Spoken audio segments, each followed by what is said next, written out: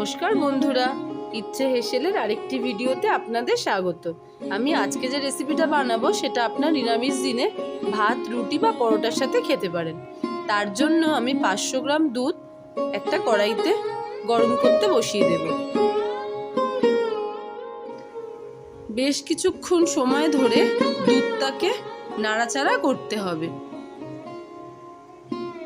যখন দেখব দুধের মধ্যে আস্তে আস্তে ফুটটা উঠতে থাকছে, আমি তার মধ্যে 1.5 চামচ পরিমাণ ভিনিগার অ্যাড করে দেব। আপনারা চাইলে লেবুর রস দিয়েও ছানাটা কাটাতে পারেন। আমার কাছে যেহেতু লেবুটা ছিল না, তার জন্য আমি এখানে ভিনিগারটা অ্যাড করে দিয়েছিলাম। এই সময় গ্যাসের ফ্লেমটাকে আপনাদের জোরে রাখতে হবে। দেখুন, ভিনিগারটা দেওয়া মাত্রই ছানাটা আস্তে আস্তে কাটতে শুরু করবে। এই সময় গ্যাসের ফ্লেমটা অবশ্যই জোরে করে রাখবেন।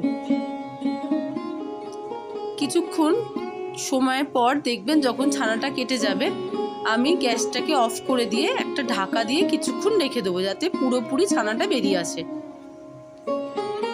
ওদিকে ঢাকা দিয়ে রেখে দেওয়ার পর আমি এখানে একটা মশলা তৈরি করে নেব। তার জন্য আমি ছোট চামচের 1 চামচ জিরে দেব, 2 চামচ পরিমাণ ধনে গুঁড়ো দেবো, আর দেব আমি কিছুটা শুকনো লঙ্কা গুঁড়ো, একদম হাফ চামচ, ছোট চামচের হাফ চামচ।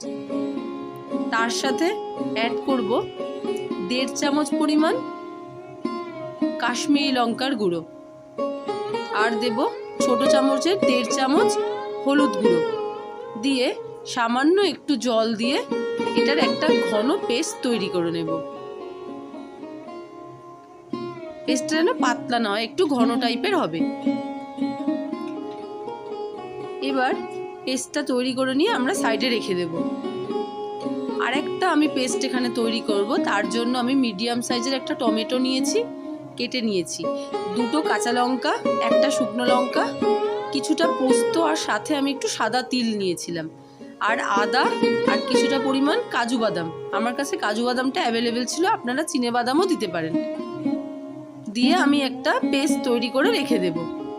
এবার ছানাটার থেকে আমি জলটা ঝরিয়ে নেব। জলটা ঝরে যাওয়ার পর আমি ছানাটা একটা পাত্রে নিয়ে তার মধ্যে কিছু উপকরণ অ্যাড করে দেব। প্রথমে আমি এখানে দেব কিছুটা পরিমাণ নুন, সামান্য একটু চিনি। চিনিটা যদি পেস্ট করে দিতে পারেন আরো ভালো হয়।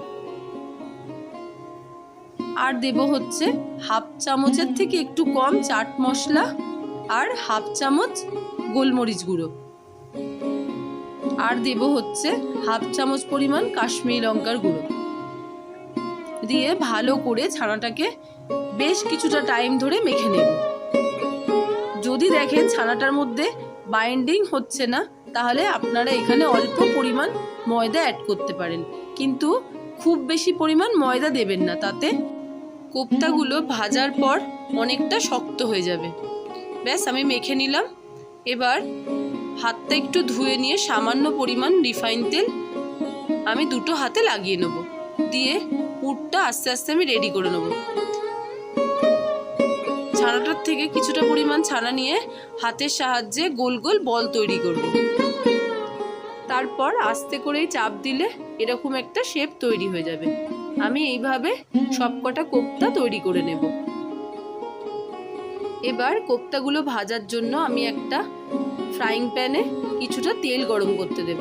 আমি এখানে সর্ষের তেল দিয়ে তরকারিটা যেহেতু করব, তার জন্য সর্ষের তেলটাই নিয়েছি, আপনারা চাইলে রিফাইন তেলও ইউজ করতে পারেন। এবার একটা করে কোপ্তা দিয়ে ভালো করে ভেজে এপিট ওপিট করে ভেজে তুলে নেব। তারপর ওই তেলটার মধ্যে আমি একটা এলাচ, সামান্য পরিমাণ দারচিনি আর কিছুটা জিরে ফোড়ন দেব। তারপর আমি যে মশলার পেস্টটা তৈরি করে রেখেছিলাম সেটা দিয়ে ভালো করে নাড়াচাড়া করে নেব। একটু তেল ছেড়ে দিলেই তারপর আমি যে কাজু বাদাম টমেটোর যে পেস্টটা তৈরি করেছিলাম সেটা দিয়ে ভালো মতো নাড়াচাড়া করতে থাকবো। বেশ কিছুক্ষণ টাইম ধরে নাড়াচাড়া করে নিলে দেখব এটার থেকেও তেলটা আস্তে আস্তে ছেড়ে দিচ্ছে। সেই সময় আমি এখানে নুনটা অ্যাড করে দেব। নুনটা একটু পরিমাণ বুঝেই অ্যাড করতে হবে। আর দেব মিষ্টি। চিনিটা আমি একটু বেশি দেব, কারণ এই প্রিপারেশনটা একটু মিষ্টিই হয়। তারপর ভালো মতো নাড়াচাড়া করে যখন মশলার থেকে কাঁচা গন্ধগুলো সব চলে যাবে তখন আমি এখানে বেশ কিছুটা জল দিয়ে দেব গ্রেভিটার জন্য।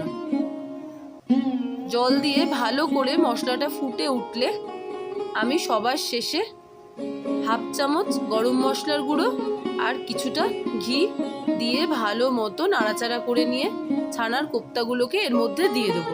দিয়ে মিনিট খানেকের জন্য আমি ফুটতে দেবো। বেশ অনেক টাইম ধরে আমি এটা ফোটাবেন না, তাহলে ছানার কোপ্তাগুলো আস্তে আস্তে ছেড়ে যাবে। ব্যাস কিছুক্ষণ ঢাকা দিয়ে রাখলেই রেডি হয়ে যাবে ছানার কোপ্তা কারি। কি দেখতে সুন্দর লাগছে তো, খেতেও অসাধারণ হয়। ভিডিওটা ভালো লাগলে লাইক করে দেবেন আর আমার চ্যানেলটা সাবস্ক্রাইব করতে ভুলবেন না। আবার দেখা হবে অন্য কোনো ভিডিওর সাথে অন্য কোনো দিন। তাহলে আজকের মতো টাটা।